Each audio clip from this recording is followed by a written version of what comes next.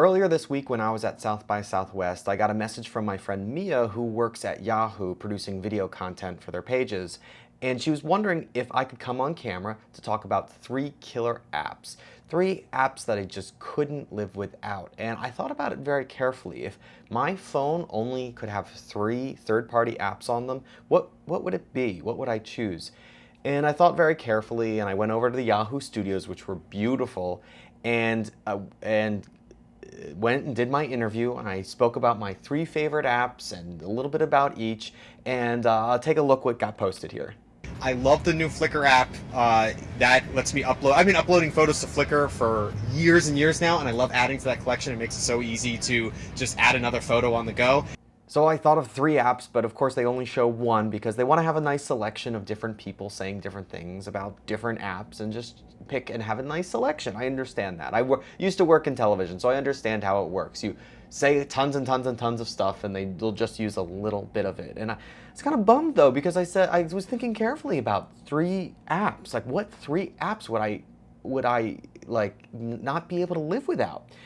So I realized though that I've got a YouTube channel. I can talk all day if I want about apps and no one's gonna cut me off or edit it out unless it's just me.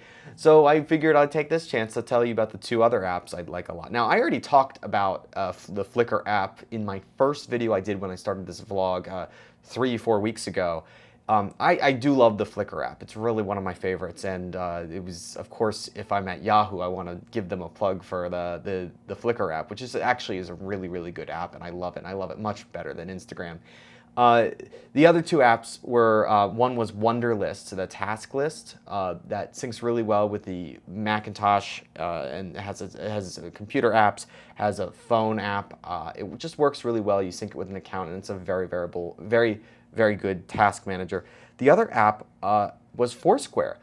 I love Foursquare. I love checking into places and seeing the tips that are posted there. When I go to a new restaurant, I don't want to go without a recommendation of a particular thing that's good. And just the tips alone, I think, make Foursquare worthwhile, where you can see, oh, someone says the pulled pork is really good, and if you see 10 people saying the pulled pork is really good, I want to try the pulled pork.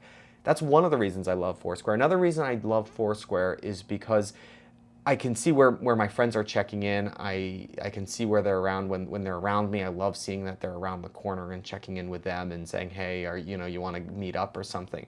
That's great. And there are so many more features to Foursquare. I'm just starting to use the Explore feature a little bit where you can see what's good around you. They're improving that a lot, I hear. And I've been using it a little bit more, but I haven't really solidified it. That wouldn't be part of what makes Foursquare a killer app for me. In that Yahoo video, a lot of people said that one of the apps they couldn't live without was Vine, which really, really surprised me. I like Vine. I think it's a lot of fun, but honestly, I could live without it right now. I enjoy using it. I enjoy checking it out. There are days that go by that I don't see what's going on Vine. And in case you don't know, Vine is that service where you can record 6 seconds of video and share it. It's a lot like Instagram, but for video. And you can make little cuts really simply. So anyway, Vine, I like it. I think it's cool. I want it to succeed. I want to see it on Android also. But I could live without it. It's neat, it's fun, but it's not something that's like critical to what I do. And I was surprised to see so many people in that video saying that they couldn't live without Vine. I'll put a link to in the description of this video to the Yahoo video, so if you want to check that out. Speaking of apps, the iOS Twitter app got updated a little while ago, and I hadn't really been checking it out, but there's one really, really cool feature that I like a lot.